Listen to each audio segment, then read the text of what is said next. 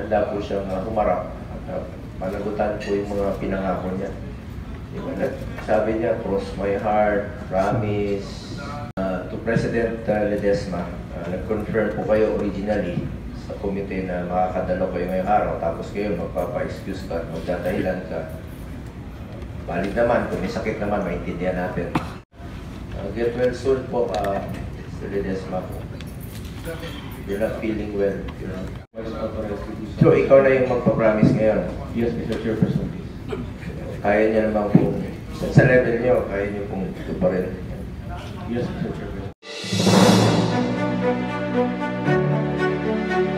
Nagbigay po ako ng schedule ngayong week na to. Sila ang tinanong ko, for the record, PhilHealth EVP, COO, pinarating ko namin sa inyo at tinanong namin kayo kung kailan po kayo available.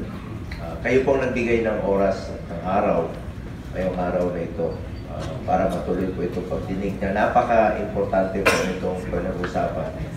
Kayo po ang pwedeng sumagot dito. Ang problema rito, takot na siya mag-promise, hindi niya matutupad.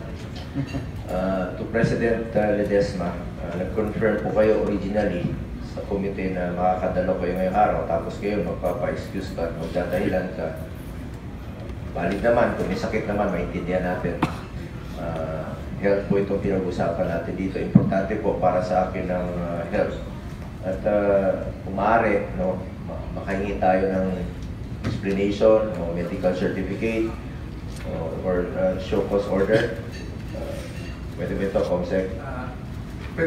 He has to explain his absence. And with a certificate probably.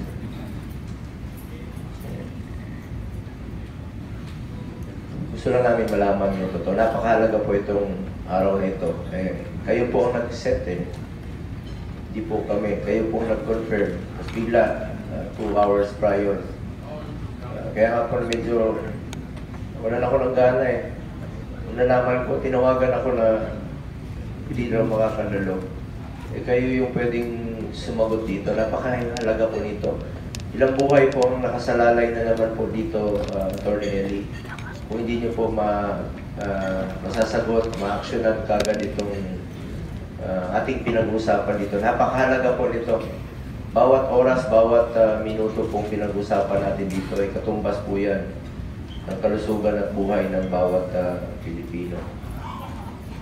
Dami na po niyang pinangako sa committee ito. Dapat handa po siyang humarap at panagutan po yung mga pinangako niya. Diba? Sabi niya, cross my heart, promise. Kanina tinawagan po namin, baka pwedeng mag-online. Hindi talaga kaya. Atty. Eli, kumusta po siya? Get well soon po, Mr. Ledesma po. You're not feeling well, you know. Good afternoon, Mr. Chairperson, honorable members of the committee. PhilHealth apologizes for the absence of our President and Chief Executive Officer, Emmanuel R. Ledesma Jr. Due to health reasons. Mr. Chairperson, we will submit the letter of explanation as directed, Mr. Chairperson. However, as EVP CEO of PhilHealth, I am authorized, Mr. Chairperson, to follow up with the commitments that we have made during the previous hearings, Mr. Chairperson, and whatever commitments that we can make today, I am likewise authorized to do so. So, ikaw na yung magpa-promise ngayon? Yes, Mr. Chairperson, please. Kaya niya naman kung sa level niyo, kaya niyo kung ito pa rin. Yes, Mr. Chairperson. Maalala niyo yung under oath dito sa committee ito, Tony Santos. You're a lawyer, alam niyo po yun. Yes, Mr. Chairperson. Anyway, bahala na po ako.